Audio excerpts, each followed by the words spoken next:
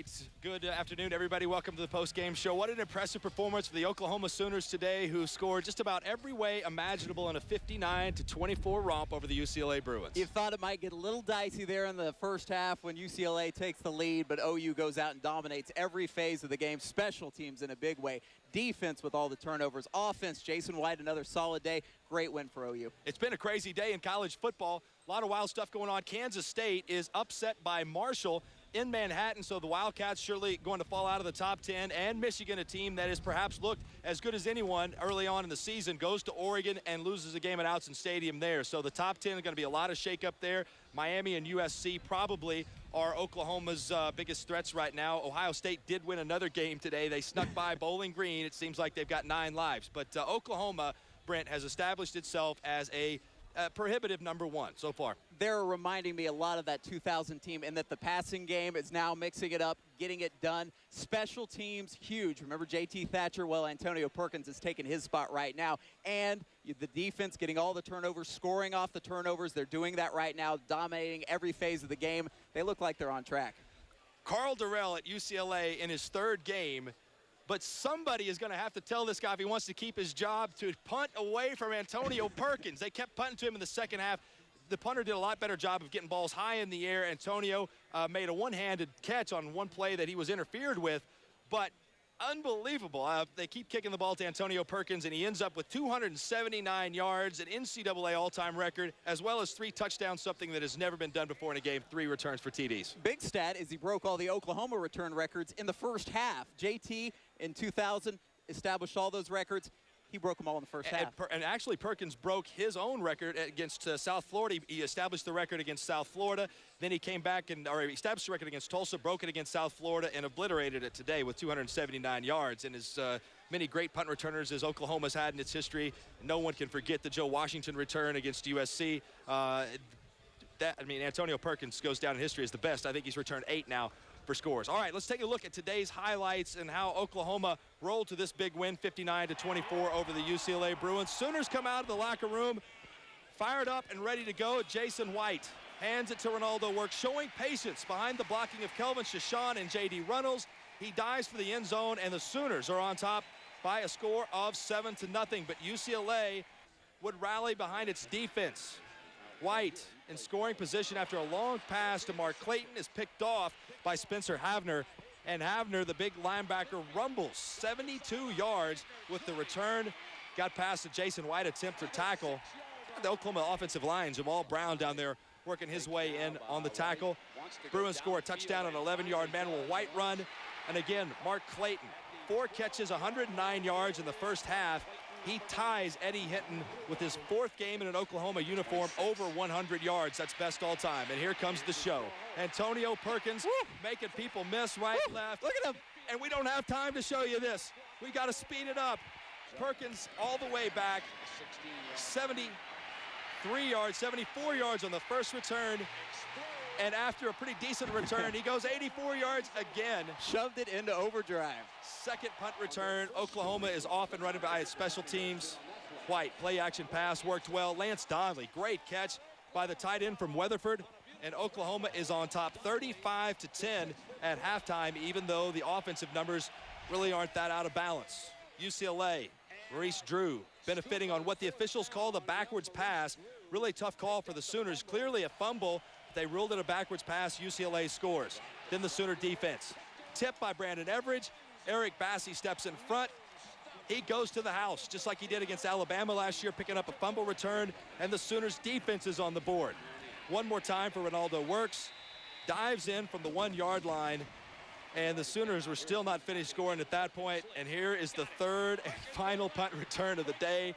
I guess UCLA didn't care anymore whether it was 52 or 59-24. Punt it right to Perkins again. He takes it to the house. 59-24 the final.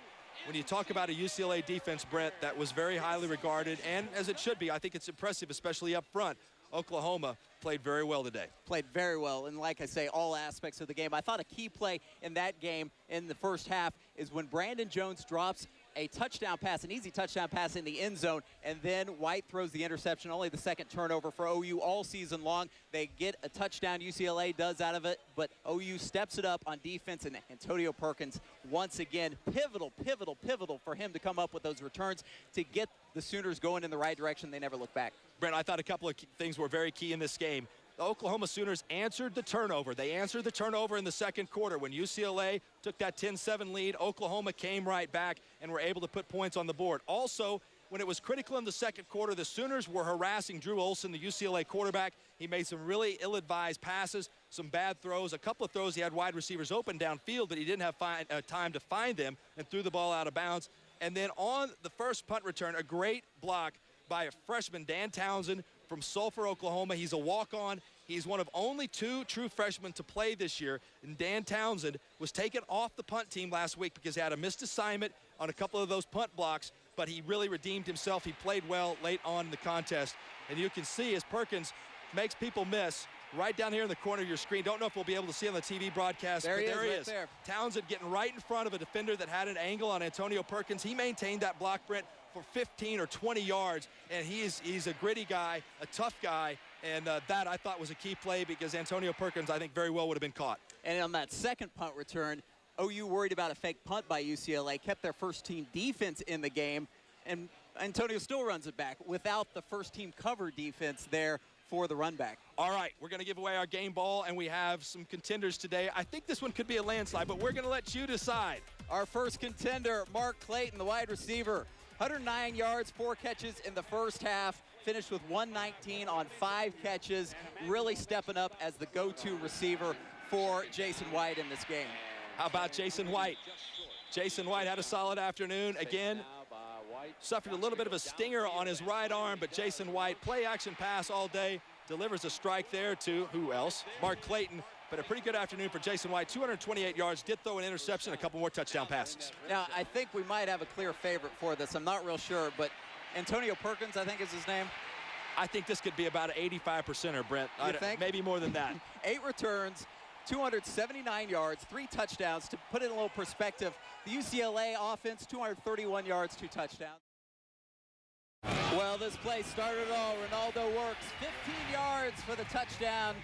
Made it 7-0 Oklahoma.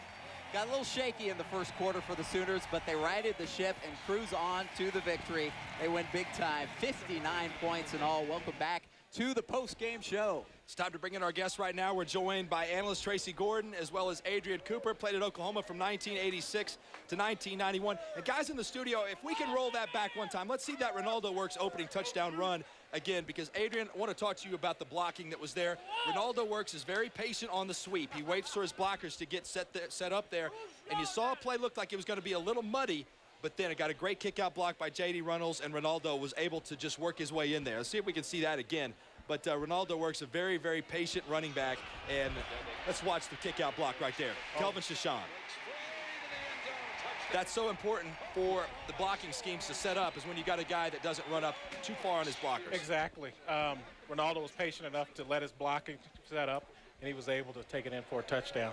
Great show, showed great patience. What do you think in general? I just thought that they just pretty much handled them like I thought they would at the beginning. Got a little sloppy at first, and then they cleaned things up, and I was pretty excited about the special teams, especially the punt return. That was very exciting, and I'm disappointed that he didn't have 300 yards. Well, he got 279, which is an all-time NCAA record. It's pretty good. Well, they called one back. I think we're still giving him our game. Yeah, I'm still going to give him our game ball. Tracy, UCLA's Carl Durrell has been on the job for 2 games. How much longer can he keep his job if he can't figure out they got to punt the ball away from Antonio Perkins? Well, you know, me and Adrian were talking earlier, and, you know, if you see number 28 back there and you punt the ball to him, if my punter continually does that, I'm going to pull him and I'm going to kick it myself because, you know, that's 3 touchdowns, you know, and if you kick it to him, he will punish you for that. My question, was he just out punting his coverage there in the first half? He had the wind behind him. Yeah, a little bit, but Perkins is so elusive. If you make one guy miss and you hit a seam, it's gone. He's taking it to the house. Very explosive player, runs a 4.3 40, 40-inch vertical. Big-time player. He has the ability to stop and start back up again. and go just as fast. And when so many people collapse on the ball, which is what you're taught to do, you're taught to collapse on the ball in your lanes, but you make two guys miss, and all of a sudden, the containment is lost, and you saw what happened today. He pops it to the outside, and nobody's going to catch him from behind because he's got some serious wheels. Yeah, exactly. Again, very elusive player. Make one or two guys miss, he hits a seam, and he's gone. So in a situation like that, again, do not punt to 28, because if you do, you will lose. All right, guys, I thought in the first quarter, UCLA actually had a pretty good game plan. They came out, and they were effective at mixing the rush and the pass. They had a pretty good push off the offensive line. They had some running backs, especially Manuel White, 235 pounds. But Oklahoma in the second quarter kind of took over. Did you guys feel that maybe it took, we'll start with you, Tracy, first, it took a while for Wayne Chambers to kind of get his feet wet in the middle there with Teddy Lehman as the new linebacker? Well, exactly. Having a player like Mitchell be out of the game and then Chambers come in, the defense was trying to find a sense of where they were at. And early they missed a few tackles, and they were able to capitalize on it, UCLA was. But, you know, as the game went on, the tackling got better. You've seen players like Brandon Everett step up, and, you know, they closed down some of those gaps. It looked like Oklahoma adjusted their alignment a little bit, and they were able to, you know, get in those gaps and really, you know, stuff the run. So, again, still finding the way, but really like what they were doing defensively. I like what they were doing defensively in the second half as far as creating the turnovers. I think that's huge. And as an offensive player, how big of a boost is it to get the ball back in great field position like they were all as an offensive player, it's great. Yeah. You always want to have a short field to work on, meaning 50 yards or less. And I think the defense did a great job of putting the offense in situations to where they could have to work with a short football field. Jason White. Great job. Looked like he got banged up a little bit late in the game. Paul Thompson came in and did exactly what he was supposed to do, just take the baton and go with it. So quarterback played well today, except for that one interception. How about Tommy Harris? Tommy Harris picks up the fumble that pops up in the air after a hit by Eric Bassey. And Tommy, you know, he goes hard on the defensive line, guys, but I think I saw fifth gear today. Tommy was ready to run with the football. Here you see it again. He switches hands, and then he switches to the wrong hand, then he switches back to the right hand. That's the longest he's run in one game, and I don't know how long. Tracy, when you're a defensive lineman and you get your hands on the football, you got to make something happen, right? Yeah, and as a defensive player, you dream of scoring a touchdown. And Tommy Harris, a great physical athlete, I mean, 290 pounds, you know, runs a 4.6 40. And when he got that ball, you could just see that little light go off in his head. You know, I'm headed for the end zone. Like I say, he's a great athlete. And, you know, Oklahoma's defense is compiled of great athletes. So when you got guys that can run and do their job, I mean, it's going to be tough on the offense to really have success with them. Well, when Tommy Harris is in the game, it changes things around. I mean, he's such a dominant force up there, but OU has so many players that they rotate in on the defensive line. In the fourth quarter, Dusty Dvorak was able to drag Drew Olson down, and it's just a testament to how fresh guys can stay on the defensive line. Dvorak, Klein, Dan Cody, Jonathan Jackson, a lot of those guys are interchangeable. They come in and out of the game late in the game, especially against teams that will make a difference in down the stretch in the Big 12. Oklahoma has guys that are fresh. I tell you what, they've got depth that I hadn't seen in years, just about in every position. It's great when you can go out and give your best for a series and then have someone else come in and spell you for 2 or 3 plays, and it's a luxury to have that. Let's take a look at some of the game stats for this game. Of course, OU a big win, and it really showed in the stats. Take a look first at the team stats for the Sooners and the Bruins. Oklahoma just dominating.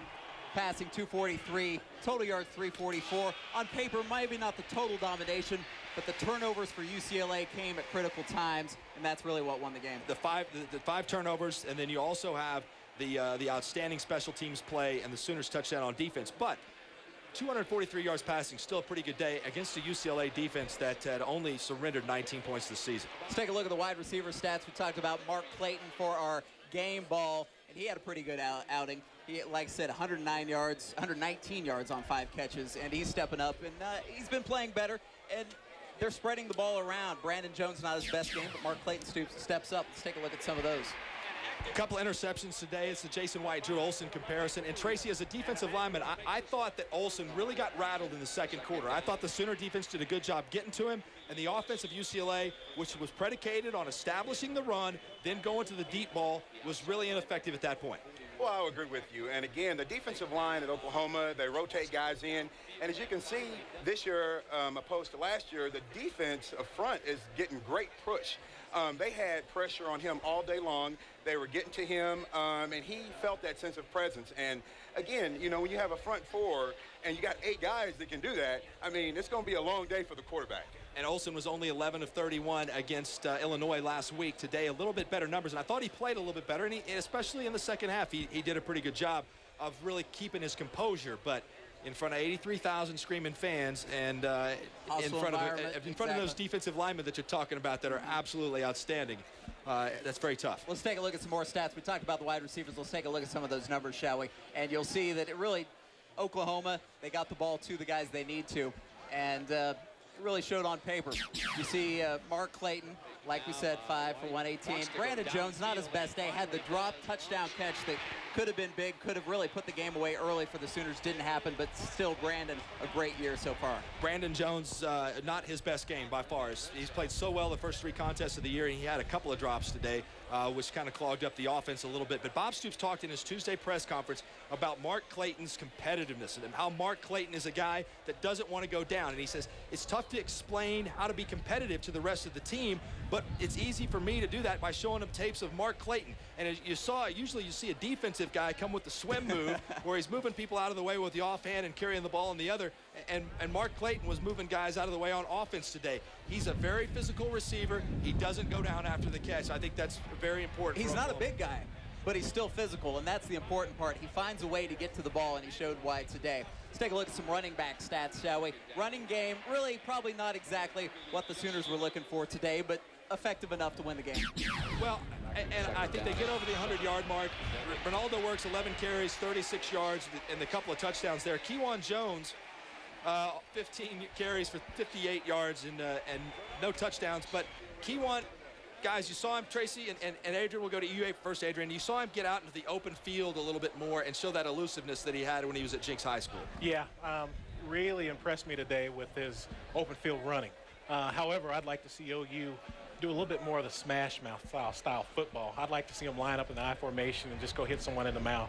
And hopefully they'll get to that later on in the season. They got the fullback to do that, Tracy. Yeah, and I agree. I mean, we have an outstanding fullback in J.D. Runnels, and but the offense, the way it's designed, you won't ever see us just line up and just smash mouth unless they get into an I formation. But one thing though, with the running game, it needs to be patient because there's lanes and gaps that are created, and the running back has to be patient and make the right read. So I think the running game is going to be fine. It just needs to keep on progressing. And it did last year. Obviously, the Sooners saved their best for the Texas game.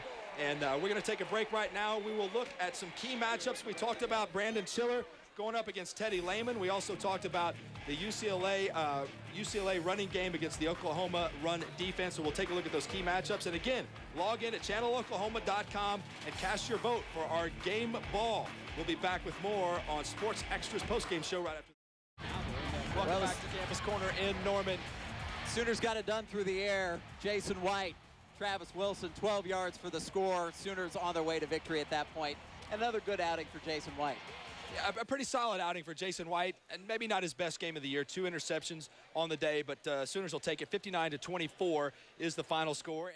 We try to work out the bugs and hear from him later. We got plenty more coming up in the show. We're going to visit with Mike Stoops, who will stop by. He's got to be impressed with his defense as they were solid today. As UCLA is an offense, I really think that they may have had their best game plan coming in here today. They established the run a little bit first, but Mike Stoops' defense really showed itself to be tough in the second half. And got the turnovers that I know Mike likes to see. We'll talk to him coming up on this post-game edition of Sports Extra.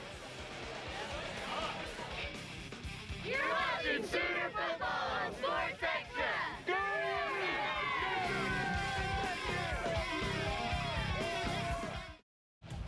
Great effort by the OU defense. Another turnover here. Bassey takes it 34 yards for the score. Of course, Harris had a big fumble interception. Also, Lehman with an interception in that second half. And turnovers, the name of the game in the second half for the OU defense. They got a lot of them, set up the offense in great field position.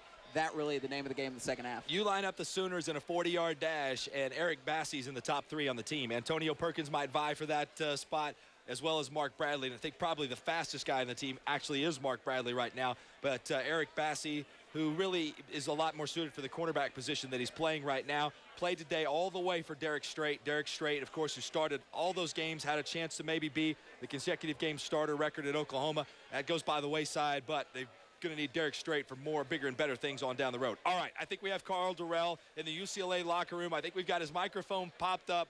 So let's see what the losing coach has to say about today's effort.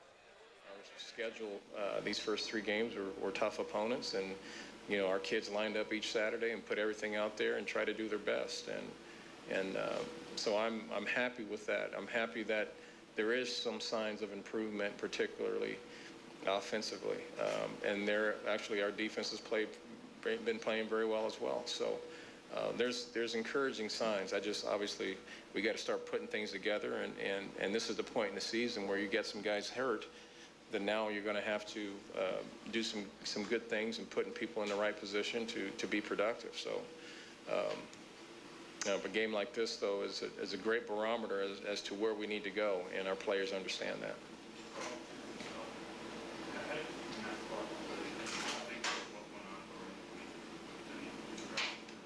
I thought he played fine. You know, he had a big interception in the third quarter, and I thought he played fine. You know, I didn't see him being out of position. He tried to make a nice break on one of the deep balls that one of the receivers caught, and he was there. But, you know, apparently they were supposed to have some safety help there too. But he was in position to try to make a play on that. So, you know, I don't know totally, but I would say just from what I've seen from the sideline, I thought he played well. How do you evaluate how you personally have done with this group, and are you giving them what they need to get where they need to go at this point? What do you mean? How do you evaluate your performance to this point? Is the head coach? Well, obviously, I'm not getting it done yet. You know, we're 1 and 2. I think it comes down to did you win or did you lose, and all right, that's the world's longest question, and none of the questions are good when you get beat 59-24. Our game ball is sliding down the table, so maybe it'd be an appropriate time to do the game ball giveaway. You called for 90%, Antonio Perkins? I think I called 95%. 95%. We have a graphic that shows us the final numbers. Let's take a look at the numbers. Over 700 votes in for our game ball. Who gets it? Who is the player of the game? Well, I can tell you that Mark Clayton got 4%. I can tell you that Jason White got 4%. So do the math at home. That means the game ball giveaway goes to Antonio Perkins with 92%. That's huge. That's very impressive. What an afternoon for Perkins. 8 returns, 279 yards, and many a laundry on the field, courtesy of number 28 from Lawton. What a great afternoon. And he is the winner of our Sports Extra game ball today, and does it in landslide fashion. Antonio Perkins certainly the difference in the contest today. Oh, the game ball. It almost got away from us. It almost took out our Sports X right there on the front of the set. That would have been tragic. I threw out the stat earlier, but I got to throw it out again. He had 279 yards in returns. The UCLA offense had 239 yards total offense. All right, we need to take a timeout. We're going to wave goodbye to our guests. Great job, guys. Adrian Cooper, great work. Tracy Gordon, great work. Mike Stoops will join us on stage next. Sports Extra postgame returns right after this.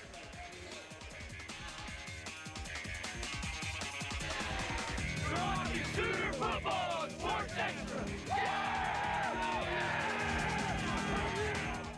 Welcome back. We are joined right now by Mike Stoops, the co-defensive coordinator here at the University of Oklahoma. Coach, great ball game today. Yeah, it was, Mark. We played pretty well. Pretty much both sides of the ball. Special teams were great, except for the one kickoff return. But Antonio Perkins was special today, and couldn't. We've been waiting, for him to break one, and he was talking about it. But Perk he's got unbelievable talent when he gets his hands on the ball. So we just got to keep working with it, and it was good to see our punt return come alive. How about the block by Dan Townsend there? You saw him. It looked like a guy had an angle. I know Perkins is very fast, but Dan Townsend was able to get there in front of the guy and really hook up. Well, it must have been a whole bunch of guys that made some good blocks.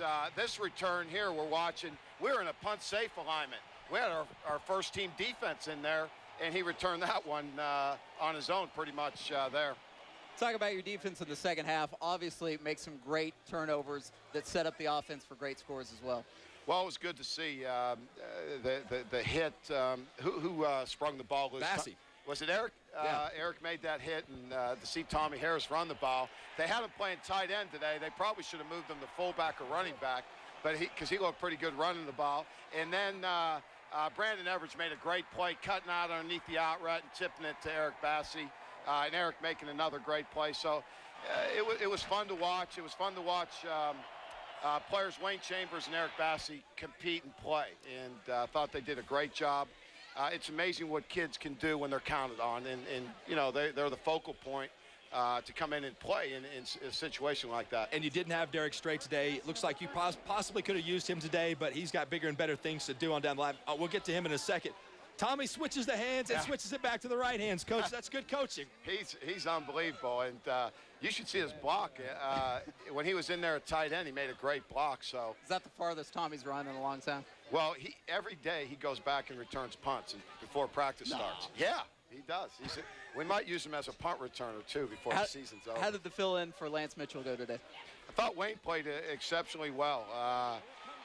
You know, it wasn't perfect, but I thought UCLA was a pretty physical group, and they ran the ball decent, but I thought Wayne played well. In the first quarter, it looked like it took you guys a little bit of time because you mentioned they're a pretty physical team. They had a big running back in there, Manuel White, 240-pound guy. But after the first quarter, you really, in the final 3 quarters, did a great job of shutting them down. Well, they ran the same play that last week Fresno ran, and even though the offense with the interception got down to the 5 or whatever, they ran the same zone play we worked all week on, and we overran it again for the first touchdown. So, you know, we weren't perfect, but I thought overall our run defense was pretty good all day. Brandon Everidge was special today. You got to like the way your team handles maybe getting down at that one point, 10-7, and coming back and really showing a lot of grit and coming back and scoring in the next drive.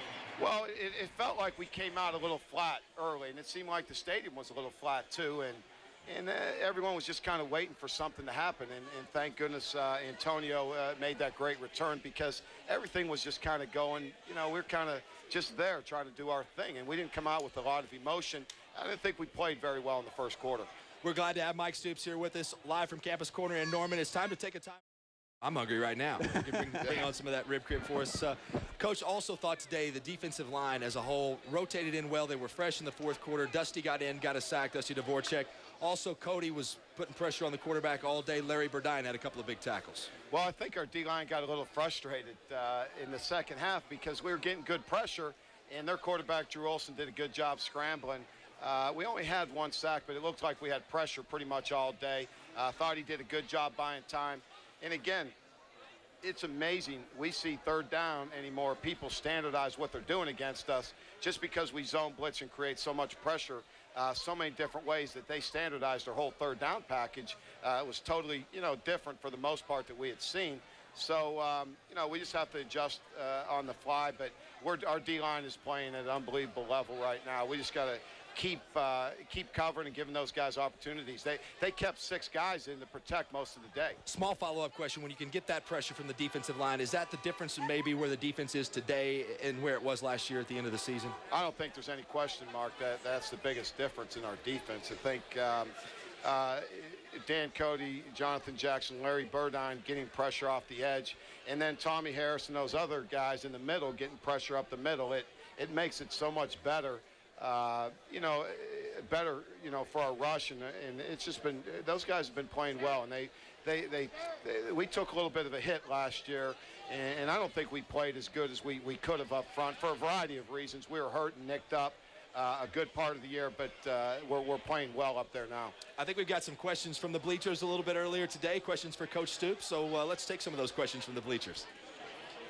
I'm an MJ Foster. I'm from Oklahoma City. Hey, Mike, how do you feel about the replacement for Lance Mitchell?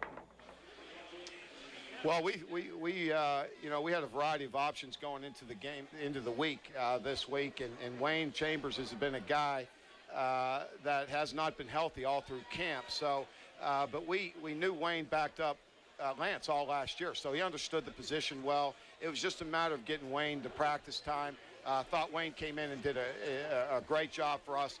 Again, we don't need Wayne to be an All-American. He's surrounded by a lot of great players. He just needs to run his force angles, be where he's supposed to be in coverage, and we're going to be fine. We'll like I said, our defense, we hold Wayne very accountable, and I thought he did a great job today. And again, I don't think there's going to be a drop-off. At least I hope there isn't a drop-off in our defense. Linebackers taken care of. More questions from the bleachers. This one a little bit further up front. James Timmons, Seminole, Oklahoma. Do you feel pretty confident in how your front four have been playing so far this season? Well, I thought we covered that earlier, but our front four, this is the best we've played since we've been here. This is obviously the best group of players, the combination that we have. Great speed, size, and again, they're the difference, probably why we're playing as well as we are right now. More questions, this time just on the general program. This one from the bleachers. This is Daniel Jones from Long Grove, Oklahoma. How do you make your players so good?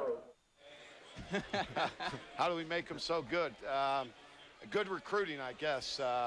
But we've been fortunate. Our recruiting has been really has picked up. Obviously, we recruited well. And, you know, we coach hard. We're hard on our players. We make them very accountable to each other. And that's what you have to do if you want to be successful. Sometimes you have to be tougher than others, but we're just fair in the way we approach, and they know what's expected of them, how they're expected to play, and they hold each other accountable. So we have a great situation in our relationship with our players. You've completed the 4th consecutive non-conference portion of the schedule undefeated. That's something that's never been done in the history of the Sooner program, and you guys didn't do it against cheap teams this year. All 4 games came against bowl winners, so you have the next week off to regroup for conference play. What do you do to go forward?